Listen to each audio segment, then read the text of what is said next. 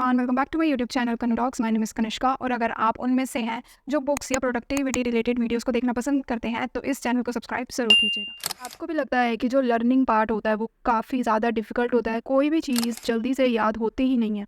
कई बार तो हम कितने घंटों तक बैठे रहते हैं, कितनी कोशिश करते हैं, बट उसके बाद भी हमें कोई भी चीज़ अच्छे से याद नहीं हो पाती है। तो आज हम इस वीडियो में उन सब तरीकों के बारे में समझेंगे जिनकी हेल्प से जो भी पढ़ेंगे उसे याद रख पाएंगे। करते हैं फर्स्ट पॉइंट की, जो है रीड एंड अंडरस्टैंड केयरफुली।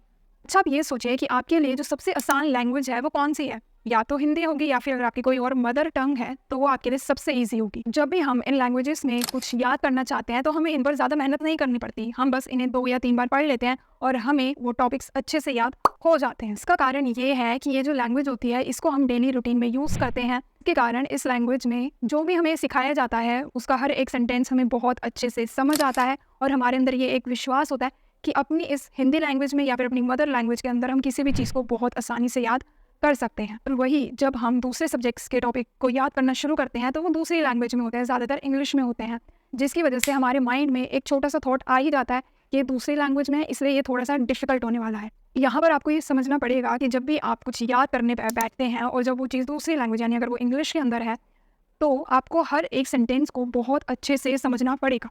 जब तक आपको वो टॉपिक अच्छे से समझ नहीं आएगा तब तक आप उसे याद नहीं कर सकते, और ये एक सबसे मेजर और एक बेसिक स्टेप होता है जिसको लोग ज़्यादातर इग्नोर कर देते हैं। सेकंड पॉइंट है विजुअलाइज द इन्फॉर्मेशन। ये एक तरह से एक क्रिएटिव वे है किसी भी चीज़ को याद करने का, और इस पॉइंट की हेल्प से आप किसी भी चीज़ को जब आप याद करोगे तो आप उस पर फोकस भी काफ़ी ज़्यादा करना शुरू कर दोगे।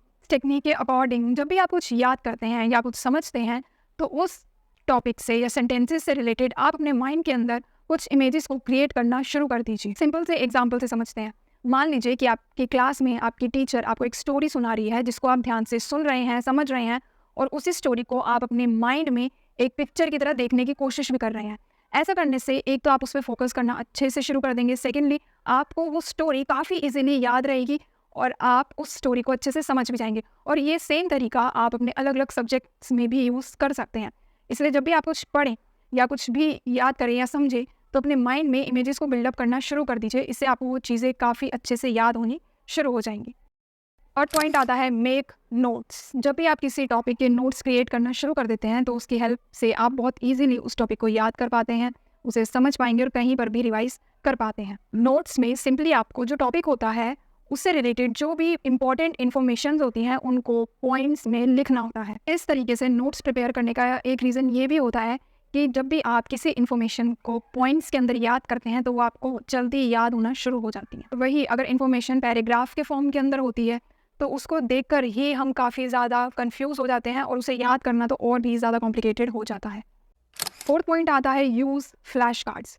फ्लैश कार्ड्स एक काफ़ी पॉपुलर और इफेक्टिव वे है किसी भी इंफॉर्मेशन को याद करने का। तो फ्लैश कार्ड का इस्तेमाल आप vocabulary, definitions, historical dates, equation जैसे इंफॉर्मेशंस को याद करने में यूज़ करते हैं। फ्लैश कार्ड्स को यूज़ करने की बेस्ट बात यह है कि आप इन्हें हर वक्त अपने पास रख सकते हैं, जिसकी वजह से आपको जब भी ज़रूरत पड़े उस वक्त आप इसकी रिवीजन कर सकते हैं, और साथ ही आप इसको एज अ गेम के तौर पर भी अपने फ्रेंड्स के साथ बैठकर याद कर सकते हैं। काफ़ी लोग फ्लैश कार्ड्स के थ्रू इन्फॉर्मेशन को याद करना काफ़ी ज़्यादा पसंद करते हैं। अब बात करते हैं लास्ट पॉइंट की, जो कि है टेस्ट योर सेल्फ। कई बार होता है कि जब हम काफ़ी ज़्यादा मेहनत करते हैं, काफ़ी प्रैक्टिस करते हैं, लेकिन जब हम एग्ज़ाम देने के लिए जाते हैं तो उस वक्त हम काफ़ी ज़्यादा डर जाते हैं। हमने कई लोगों के मुँह से ये बात भी सुनी होगी या कई बार खुद भी कही होगी कि हमने मेहनत तो पूरी की, कोशिश तो पूरी की, लेकिन फिर भी हमारे मार्क्स नहीं आते हैं। कि इसका रीज़न ये होता है कि जब भी हम किसी टॉपिक की या किसी सब्जेक्ट की प्रिपरेशन कर रहे होते हैं तो उस वक्त जब भी हम कोई गलती करते हैं या हमारे अंदर कोई डाउट आता है तो उसी वक्त हम आंसर को चेक कर कर उसको ठीक कर लेते हैं। और वही एग्ज़ाम के टाइम जब भी हम कोई आंसर लिखते हैं तो हम कई बार श्योर नहीं होते कि क्या ये जवाब हमारा सही है या नहीं है। के कारण हमारे अंदर उस वक्त ये डर आ जाता है कि अगर ये आंसर गलत हुआ तो हमारे मार्क्स डिडक्ट हो सकते हैं, और इसी वजह से कई बार कई बच्चे जो सही जवाब होता है उसको भी गलत कर आ जाते हैं।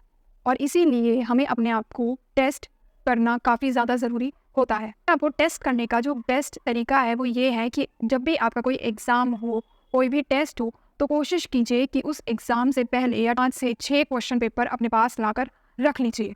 टेस्ट से रिलेटेड जितनी भी प्रिपरेशन है, रिवीजन है, उसको फिनिश करके जिस तरीके से आप स्कूल में एग्ज़ाम देते हैं वैसे ही एक एक कर कर आप उन टेस्ट पेपर को सॉल्व कीजिए।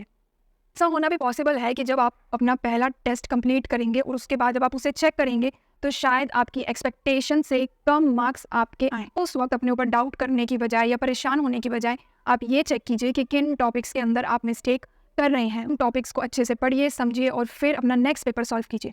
और आप कोशिश कीजिए कि आप इसी तरीके से तब तक पेपर सॉल्व करते रहिए जब तक आपके एक्सपेक्टेड मार्क्स ना आ जाए। ध्यान रखिएगा कि एक ही पेपर को बार बार सॉल्व ना करें क्योंकि उसका बेनिफिट नहीं होगा। इंस्टेड कोशिश कीजिए 4 से 5 अलग अलग पेपर्स आएँ और उसे एक एक करके सॉल्व करें। आई होप कि आपको ये पॉइंट्स अच्छे से समझ आए होंगे और इनमें से कुछ पॉइंट्स आप फॉलो ज़रूर करेंगे। मुझे कमेंट्स में ज़रूर बताइएगा कि आपको सबसे ज़्यादा मुश्किल सब्जेक्ट कौन सा लगता है। तब तक के लिए इस वीडियो को लाइक ज़रूर कीजिएगा और अगर ये वीडियो पसंद आई हो तो इस चैनल को सब्सक्राइब भी ज़रूर कीजिएगा। And thanks for watching.